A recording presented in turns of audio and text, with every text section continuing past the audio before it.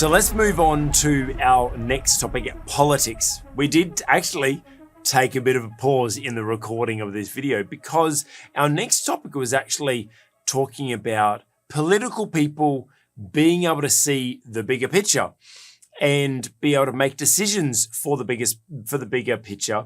And we actually had planned to discuss how Trump, we mentioned, last week how Trump announced his announcement and kind of disrupted things.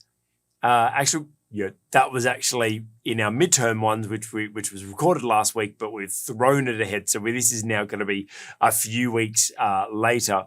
But talking about that announcement, and now looking forward, there was a lot of articles. There was actually one particular article that sort of showed that obviously Governor DeSantis, after his win in Florida, he's been a strong possibility for 2024 as president. And there was an article in Politico that was saying that DeSantis is now 26 points ahead in Florida and 20 points ahead in Georgia, as opposed to he only led by 7% and 6%. Respectively. And it's really interesting that then, in the article goes on about, well, if Trump announces going to ruin and they should just back DeSantis because he's going to be the most popular one, so why don't they just support?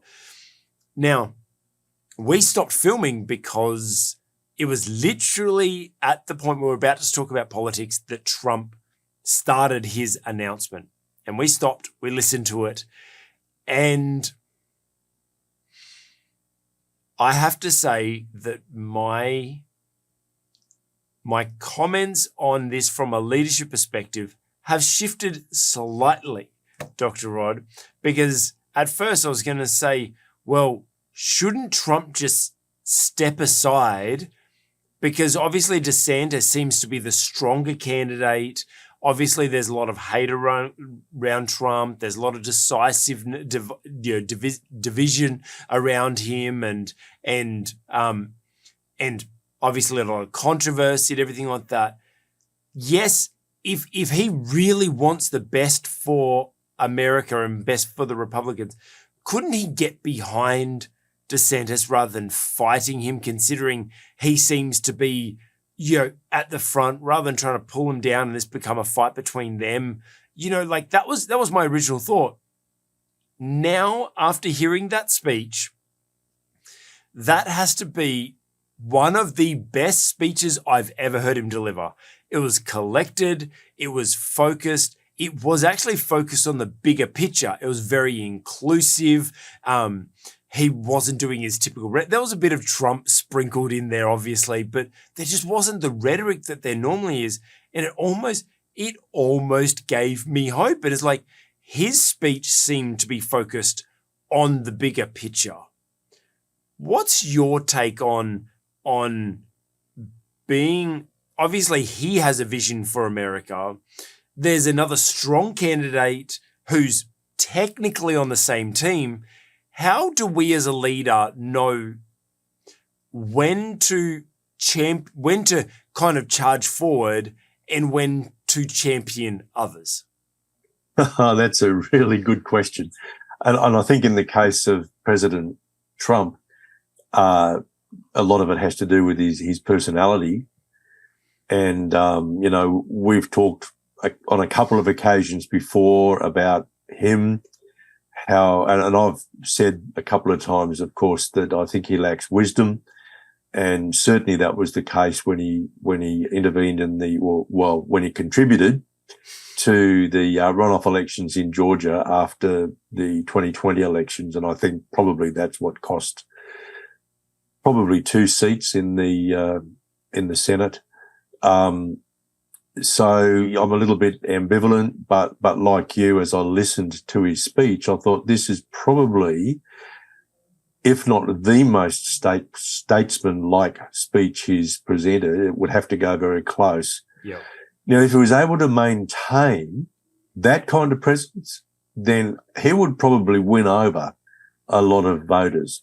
Yeah. and might, in that case, be a good choice. But if he kind of reverts to the highly self-focused, accusatory kind of person that he seems to have become following the election in 2020, then I just don't think that's going to serve the purposes of anybody particularly well.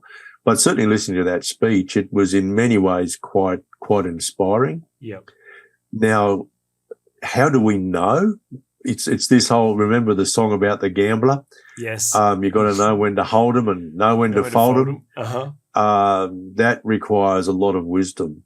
Yeah. And obviously we're going to see a range of responses to the announcement that President Trump is going to seek re-election. And as I obviously understand this is recorded, like this probably won't go out for maybe another 3 to 4 weeks. So there'll be a lot that's happened in between now. So there'll be a lot of commentary. Don't shoot us. Don't shoot us. Right. But this is our take.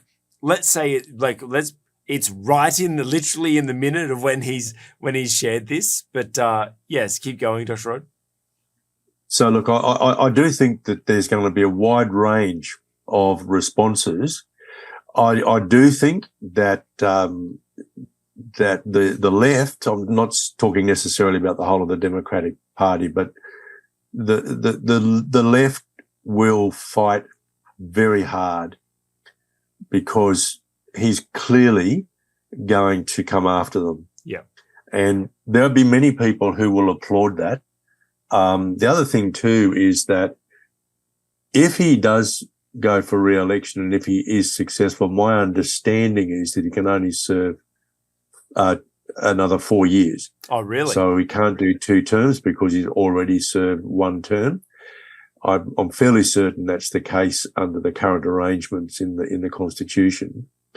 So 1 or 2 commentators have said, well, yeah, he could run, he could win, do 4 years, and then there would be an opportunity for somebody like Ron DeSantis or Brian Kemp to step up to the plate for 8 years. And 12 years sounds pretty good. Yes. If you're a member of the GOP, of course.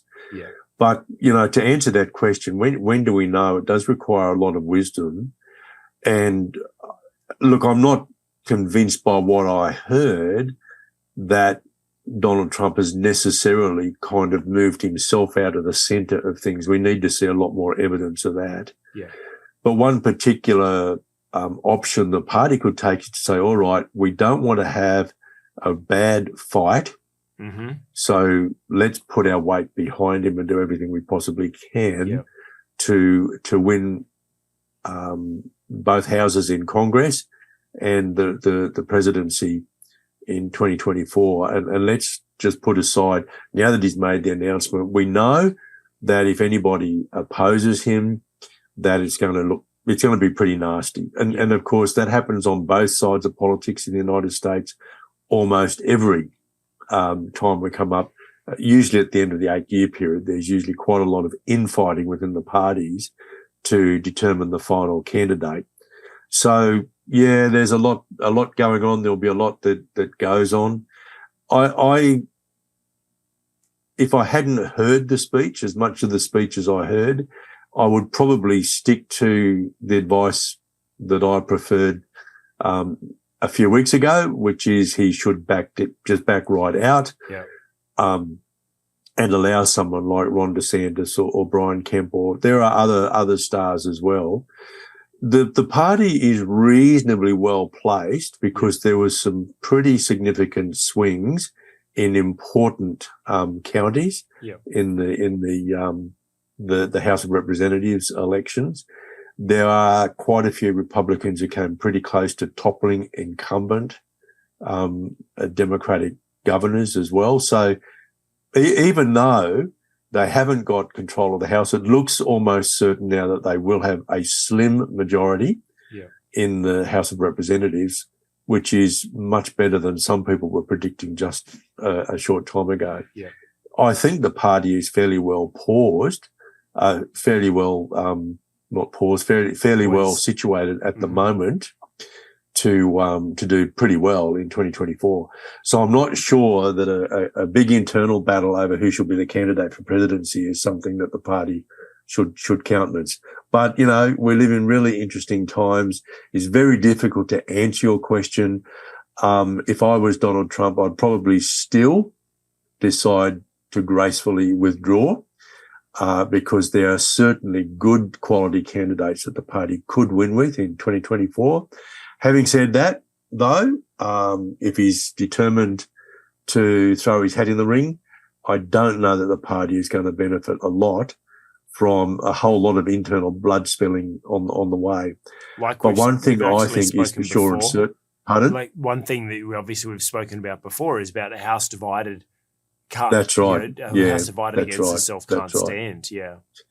But look, one thing that I think is for sure and certain is that there's going to be really, shall we say, energetic opposition from the left. Yeah. And we need to watch that pretty closely, because that could do a lot of damage to America, not only to their economy, but to their society as well. So let's pull this back to leadership, right? Rather than politics, because, you know, we can share a little bit of politics, but let's pull it back to us as leaders, as most of us wouldn't be in politics as leaders, but in our homes, in our communities, in our ministries, there are times where there are other leaders that we should step aside for. How do we find that time that we should step aside and let a leader grow, you know, releasing them into that, you know, us stepping aside? Because obviously keeping the bigger picture in mind, which is our theme for today, keeping that bigger picture in mind, sometimes someone is more beneficial to carry the mantle. Now, that being said, if the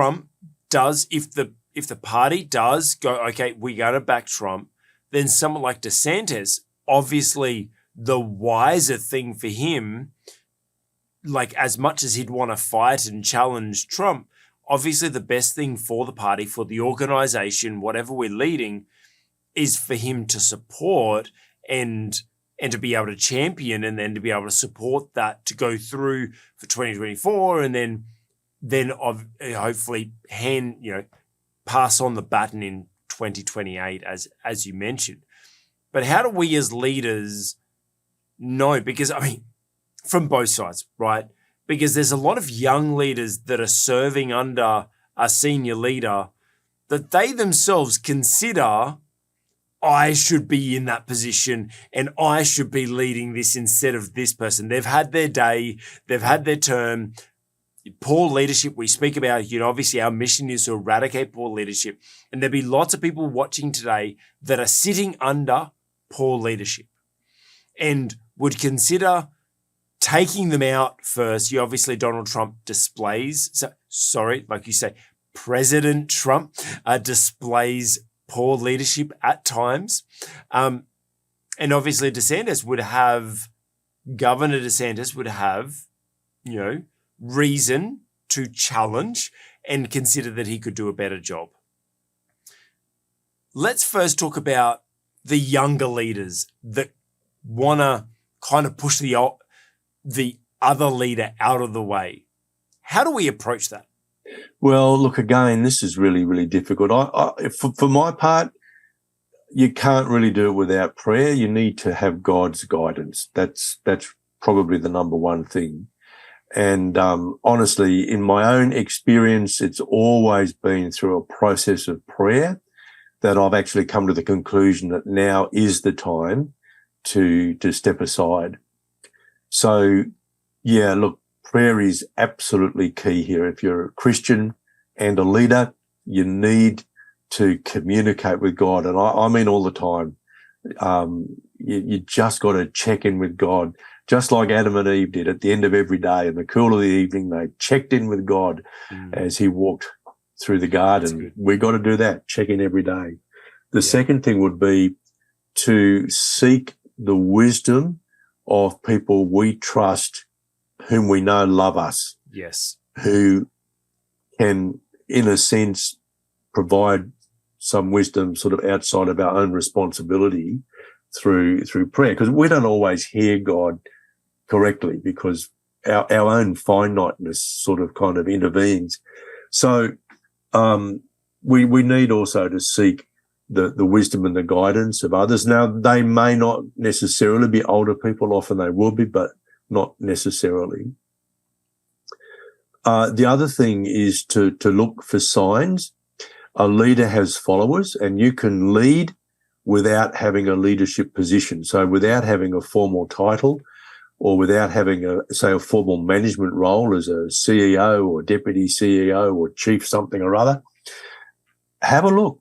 If you've got followers, that'll be a good sign as to whether or not you could be getting pretty close to the time when you should take on leadership. I agree with you, Craig. There are a lot of people in leadership, often who have pioneered a business or a ministry, who have stayed on for too long. Mm-hmm. The pioneers are often a little bit insensitive to the signs that it actually is time to transition to the next generation of leaders. Hopefully, they will also be praying and seeking wise counsel, but too often, poor leadership arises when the pioneer really doesn't have the giftings to take an organisation on to that next level. Because pioneers, they have certain skills, certain giftings which are necessary to get a business or a ministry off the ground, but they don't necessarily have the right set of giftings and skills and experience and qualifications and so on to consolidate and take the organisation through to the next level. Yeah. The other thing I would say to young leaders is try as hard as you can not to fall prey to frustration, because the poor leadership isn't your fault. Yeah. And I can remember I got a good lesson here where I became, actually depressed because I was in a situation where I was essentially the 2IC to a poor leader. I got really frustrated because I could see what was wrong and I could give advice here and there, and it just wasn't being taken. And there was some doctrinal differences that influenced the way in which the leadership was being exercised as well. But in prayer, I came to understand through the Holy Spirit that God had given me the gift to see what was wrong and to know what the solutions were. However, he didn't hold me responsible for all the problems. And that relieved me greatly to know that, I can see the problems. I do know what the solutions are, but I'm not responsible. And that just took a great weight from me. Yeah. And incidentally, when the leadership position did become available, and I applied, I didn't get it. Long story there. And funnily enough, the next time that position, I should go back. The first time that position became available, I really prayed and God said, you go for it, put everything into it.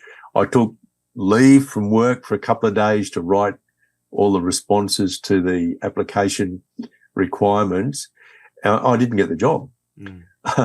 And the next time it came up, again, I prayed about it and God said, don't apply. But he said, you just make sure you're here for the transition to the new leadership. So, I've learned in life, you hear and obey. And even if God tells you something you're not too sure about, do it anyway. And it wasn't long after that I moved on to another organisation where I was the CEO and where I was able to apply the skills and the learnings that I had had. So try to avoid being frustrated. Know that although you might see the problems and you might have the solutions, you're not responsible for them. Yeah. And just do the best you can to hear from God. And incidentally, that first time I was unsuccessful because I complained to God about it, as you might expect. And he just said, well, I didn't tell you you're going to get the job. Yeah, I told you to apply. I didn't tell you you were going to get it. And it was very interesting because the new guy who came in, he was really surprised. And he walked into my office one day and he said, aren't you upset that you didn't get the job? I said, no, you're a good CEO. I want to see good leadership around here, and we've got good leadership. I'm okay with that. Yeah. And I was. That's good. Hey, so back on a couple of your points, I think that for me, one thing that I've really learned is actually, first thing I do want to say is sometimes it is really tempting for us to try to rebel, right? And unfortunately, this is too many. And obviously in ministry, we see this a lot, but you see it in business and you see it in politics and you see it in other areas that there is a fraction because they didn't agree with what the leader was. They felt like it was their turn to lead and they didn't have the opportunity to lead. So they go and start their own home church, or they go and start their own business, and they become competitors and everything like that. And I've seen way too many people hurt, way too many people not in relationship with Christ because of splits. I've seen way too many people go out and start a business out of rebellion because they think that they can run it better, and they're now stressed and crazy because it wasn't their calling, right? And I think that one thing for us to remember is if we can find a way to stand on the shoulders of the people that have gone before us rather than go and try to build our own tower, we will all be so much better off. Even if that person you're following seems to be displaying poor leadership, they have to be a good leader in some way. Otherwise, you wouldn't have been following them in the first place. They have built something. They have pioneered something. They have, the finances. They have the charisma, they have whatever it is, there's a reason why you're following them in the first place. Remember that. Hold on to the reason why they're a great leader and try to forgive them of their poor leadership. Because what I actually notice is one of the main causes for poor leadership is, on the theme of today, you're the bigger picture. They don't see their bigger picture. They're unaware of what their purpose is, like Dr. Rod shared. They may be a pioneer and they've gone and pioneered something and now they're stuck there. But pioneers are meant to pioneer and move on. But unfortunately, people pioneer and then they set up camp. And that's where things go wrong. In church terms, some people are evangelists. They attract lots of people and then they plant a church. Maybe they're not meant to be pastoring people. They're meant to be evangelizing because that's their gift. And it's easy for us to talk in ministry terms, but that's the same in business as well. That's the same in politics. It's the same in the arts. We must be focused on our purpose. And if we're following a leader that is displaying poor leadership, maybe that poor leadership is because they are operating outside of their purpose.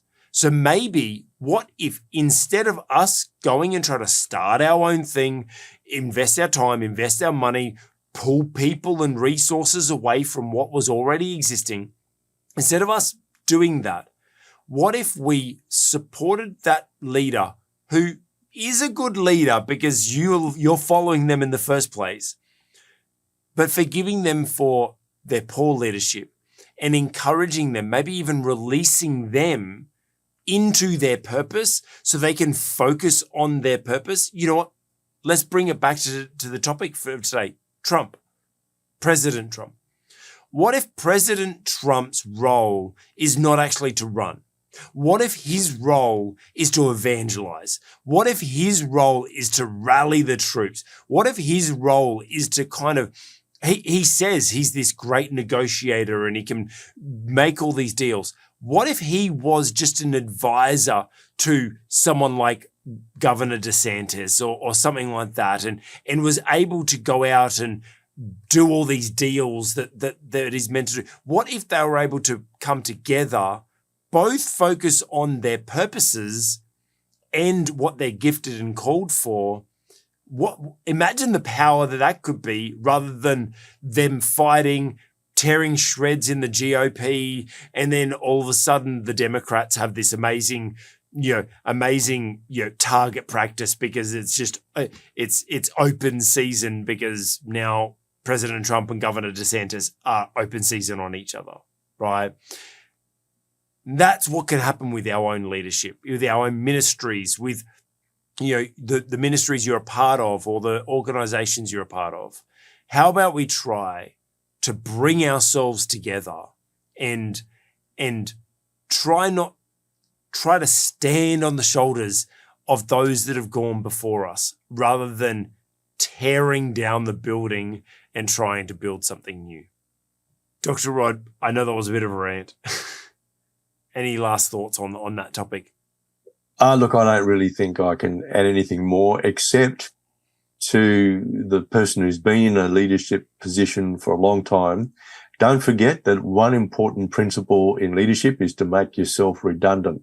That's because God isn't going to waste you. He'll take you on to something else. And so always be looking for people in your organization whom you can actually nurture and build up and mentor so that they can actually take over. Life's pretty good when you leave one position and move into another position of leadership. So I would just encourage you in that don't be frightened to raise people up, to make you redundant so that you're then released to move on to the next thing that God has for you. That's really good. And the younger leaders, don't be afraid to learn from the experienced leaders. I've had this conversation a few times actually over the last few weeks in chatting with pastors all over the world, and it's been an interesting topic that's come up about what do I do when it's time to move on, and I'm like you're our wealth of knowledge, like you're not useless anymore, like. You don't have to do the work anymore. You've done the hard yards. You've worked the sweat. You've built, like, it's your time to rest, but we need your wisdom. We need your wisdom. So stay around, share with us. And younger leaders, appreciate the wealth of knowledge and experience you have sitting right in front of you. Hey, you've just watched an excerpt from the On the Cube Leadership podcast. If you liked it, give it a thumbs up. And if this is challenge, encourage, or made you think about your leadership in a new way, we'd love to hear about it in the comments below. And hey, if you'd like to watch the full episode, check out the playlist on the screen. And please, it would be an honor if you would consider subscribing to the channel.